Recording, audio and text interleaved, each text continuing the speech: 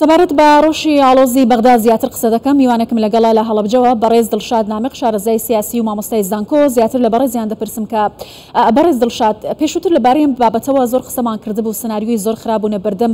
ئەم داهاتووی کە ئێستا عراقی تێکەوتووە. پێتان وایە بۆچی دۆخەکە بە ئێستا گەیشت؟ ئەم شەڕ و پێکدادانە بە چەکی قورسەوە لە ناوچەی سەوزی بەغدا چەند جامێکی لێ دەکەوێتەوە؟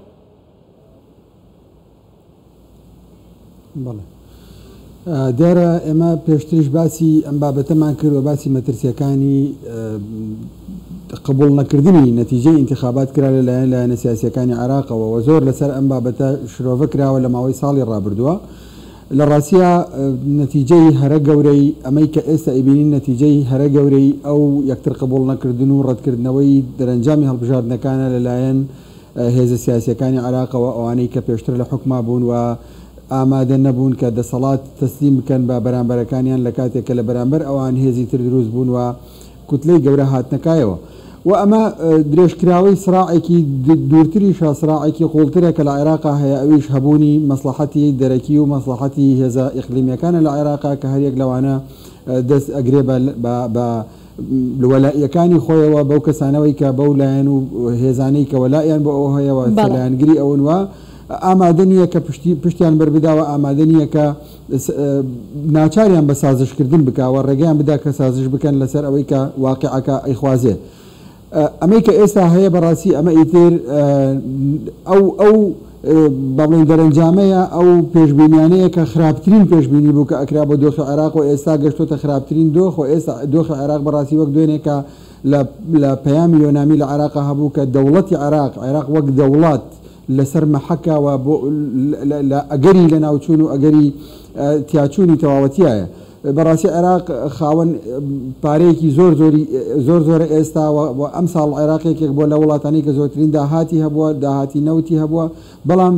لەم کاتەیە بەم هەموو داهاتەوە ئەو وەزعی عێراقەکە ئیبینی کە ئێستا هەموو دامەزراوەکانی عێراق لە کارکەوتون، پەرلەمان لە کارکەوتووە و لە دوێنێشەوە حکوومەتیش لە کارکەوتووە و ناژدانرێت کە ئەم ئیفلیجبوونەی حکوومەت و دام و دەستگاکان و تاکەی بەردەوامە بێ کە ئەمە هەمووی زەرمەند و زیانمەندی باشە. بەرز دڵشاد ئەو هەڵوێستەی سەدر لە دوای نامەکەی کازم حایری بوو کە ئاماژەی بەوە کرد ئیتر مەرجعیەت عەلی خامنەییە و پێویستە خەڵک ڕوو لە مەرجعیەتی تاران بکەن. ئایا ئەمە سەدری تووڕە کرد یا سەدر بەرنامەی بۆ ئەم دۆخەی ئێستا دانابوو باکشانەوەی لە کاری سیاسی؟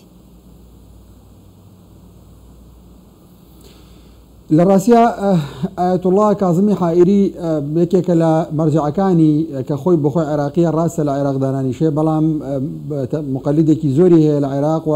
بزاتیش لایەنگرانی سەدر تەقلیدی ئەو ئەکەن و ئەو بە مەرجعی تەقلیدی خۆیان ئەزانن. ئەو هەڵوێستەی حائیری لەم کاتەیە لە ڕاستیە لە چەند ڕوویەکەوە جێی سەرسوڕمانە. یەکەم جارەکە لە مێژووی شیعەیە، لە مێژووی ئایەتوڵڵاکانی شیعەیە کە مەرجعێک وازە مەرجعیت بێنێ و ئینعیزال بکە و واز بێنێ لەوە و اعتیزال بکە بۆ خەڵکی دوای خۆی و بڵێ من ناتوانم ئیتی کارەکان بەڕێوە ببەم، چونکە ئەمە زانین کە ئەوە مؤسسەیەکەوە ئەوە پرۆسەیەکی وردە مەسەلەی مەرجعیت لە مەذهبی شیعەیە، بزاتیش لەم کاتەیە کە کاتێکی ناسکە عێراقی پیاتی ئەپەڕێەوە بە تایبەتیش لە گران مقەلیدەکانی ئەم ئیمامە لە عێراقا نزیکەی مانگێکە لە خۆپیشاندان و لە با بڵێن لە ناڕزایی دەربڕینان. بۆیە جێی پرسیار بووە مقتەدا سەدر ڕەتێکی توندی ئەم کەسەیدایەوە و ئەم ڕەدەش لە ڕاستیە بەڕوون و ئاشکرا لە تویتەکەی سەدر هەیە کە ئەڵێ تەنانەت خودی حائیریش بەشێک لە قووەتی خۆی لە باوکی منەوە وەرگرتووە، نەک ئێمە لە ئەوەوە قووەت و هێز و قیادە وەربگرین و هەروەها ڕەتی دایەوە بەوەی کە لە پێش ئەوە و ئێستاش وە لە داهاتووشە ئەوە عێراقە پێویستە مەرجعیەت و پێویستە ڕوانگە و دوانگەی شیعەکان بێت نەک شوێنی تر. و ئەم هەنگاوی کە ئێستا کردی کە هەر لە میانەی ئەو تویتەیە باس لە ئەتیزالی خۆی وازێنان لە سیاسەتەکە بەشێک لە چاودێران و بەشێک لەوانەی کە متابعی وەزعی عێراق و بابەتی ئەو پرۆسە سیاسی ئەکەن لە عێراقا وای ئەبینن کە بەشێک لە هەڵوێستی سەدری ئێستا و ئەم تەسعیدەی کە ئێستا کردوێتی ئەم پەرەسەندنانە ئەگەڕێتەوە بۆ ئەوەی کە ئامادە نییە ئەو داواکاری حائری جێبەجێ بکە کە حائری ئەڵێ کە من باشە بەڕێز دڵشاد چ شتێک ئەتوانێت چارەسەری ئەم دۆخی ئێستا عێراق بکات؟ تەنانەت مانگرتنی سەدر لە خواردن نەیتوانی توندوتیژەکان بۆستێنێت مەرجعیەتی نەجەف سیستانی بێدەنگە ئەو بەیاننامە و دەست پێشخەریانەی کە هەیە تا ئێستا نەیتوانی دۆخەکە هێور بکاتەوە ئایا هیچ ڕێگەیەک هەیە بۆی کەم دۆخە هێور ببێتەوە ئەم شەڕ و پێکدادانە نەمێنێت؟ بەڵێ خۆی من با ئەوەی دیتەوا بکەم لە ڕاستیە کە ئێستا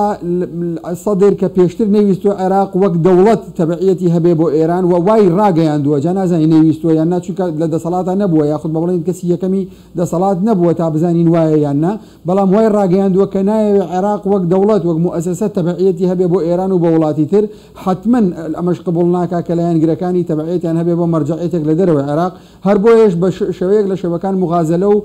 مجاملەی مەرجعیەتی نەجەف ئەکاوە جۆرێکیش لە قووەت ئەگەڕێتەوە بۆ خۆی بەوەی کە ئێمە مەرجعیەتمان عێراقەوە نامانەوێت کە لە دەرەوەی عێراق بین لە ڕاستیشە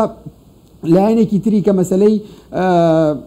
ئەوەیە کە نزیکەی مانگێکە مەسلەی خۆپیشاندانی هێمنانە و خۆپیشاندانی ئاشتیانەی سەدر و بەداخستنی پەرلەمان و چوونە بەردەم ئەنجومەنی دادوەری وای نەکرد نەتیجەیەکی زۆری بەدەستەوە نەداوە بۆیە هەوڵێک هەبوو لە دەرەوەی بەغدا یاخود لە دەرەوەی بینایی پەرلەمان کۆ بێتەوە وەسەدر ئەگەر ئەم جوڵەیەی نەکردایە ممکنە پەرلەمان کۆ بوایەتەوە بە نوعێک لە نەوعەکان بەرامبەرەکانی جوڵەیەکیان بکردایە جۆرێک لە خۆپیشاندانەکانی ئەمیان بێ ئەهمیەت بکردایە یاخود لەباریان ببردایە ئێستا خدۆخەکە بە شوێنێ گەیشتووە پێویستی بەوەیە کە لایەنەکانی ئەم پرۆسەیە بەڕاستی سازش بکەن لایەنەکانی ئەم پرۆسەیە بەڕاستی هەر حیزب عێراقیەکان و هێزە عێراقیەکان نین لایەنەکانی ئەم وەزع و ئەم دۆخی کە ئێستا لە عێراقا هەیە بریتێ لە ئەمریکا بریتێ لە ئێران بریتێ لە دەوڵەتانی خلیج و ئینجا بریتێ لە هێزە سیاسی. بەڵێ بەڕێز دڵشاد نامیق لە هەڵەبجەوە لەگەڵم بووی شارەزای سیاسی مامۆستای زانکۆ زەر سوپاس شرۆڤێن بابەتەمان کرد.